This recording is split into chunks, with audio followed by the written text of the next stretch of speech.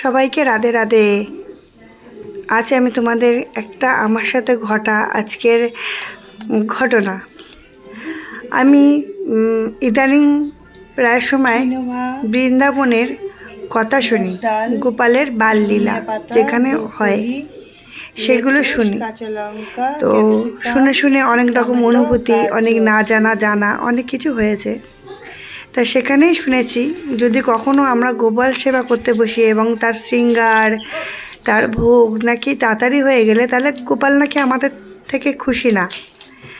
যখন আমাদের থেকে দেরি হবে, শৃঙ্গারে দেরি হবে, ভোগ রান্না করতে গেলে বাধা আসবে, তখন নাকি জানতে হবে যে গোপাল আমাদের সাথে বদমাইশি করছে, সে আমাদের সেবায় খুশি। আমি জানি না যে সে কতটা আমি তাকে খুশি করতে পেরেছি।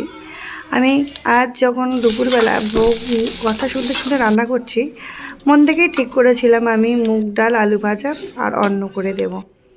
কিন্তু কোথাও যেন আমার মন থেকে অনেক সময় ভোগ রান্না করতে আসলে যেটা মুখে বলি, মন থেকে সেটা সাই দেয়। আজ কিন্তু সেটা হচ্ছিল না, যার জন্যে ভোগ রান্নায় আমার দুপুরে আজকে বারবার ভুলও হচ্ছিল।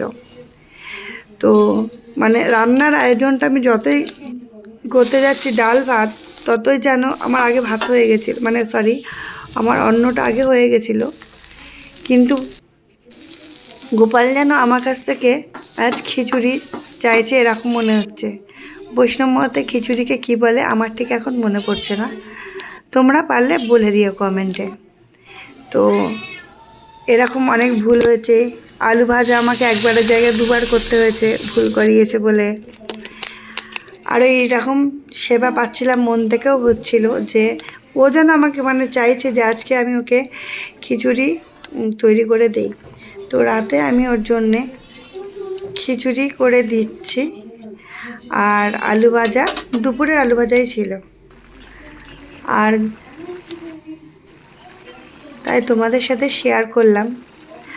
আর অনেকে অনেক কিছু ভাবতে পারে, বাইরের কেউ না, আমার আত্মীয় স্বজন বা আমার পরিচিত লোকে, বাবা ও এত বড় ভক্তি হয়ে গিয়েছে, জীবনে এই করেছে ওই করেছে, 2টো বিয়ে করেছে, ঠাকুর ওর কথায় এ করে। আমি কি করেছি না করেছি, কতটা কি করেছি, সেটা তো আমার ঈশ্বর জানে। মানুষকে জানানোর প্রয়োজন কোনোদিন আমি বলে মনে করিনি খুব একটা। ভগবান জানে যে আমি তাকে কতটা ভালোবেসেছি, ভগবান জানে আমি কোন সিচুয়েশানে কি করেছি। ছোট থেকে আমি ঈশ্বর ভক্ত আমি ছিলাম, সেটা আমার আশেপাশের অনেকে এইটা অন্তত স্বীকার করবে, আর কিছু স্বীকার করুক আর না করুক। তো আমার সাথে অনেক দিন পরে কিন্তু আজকে এটা হলো। আমি ওকে বলছিলাম যে তুই আমার সাথে এরকম অনেক দিন করিস না। তো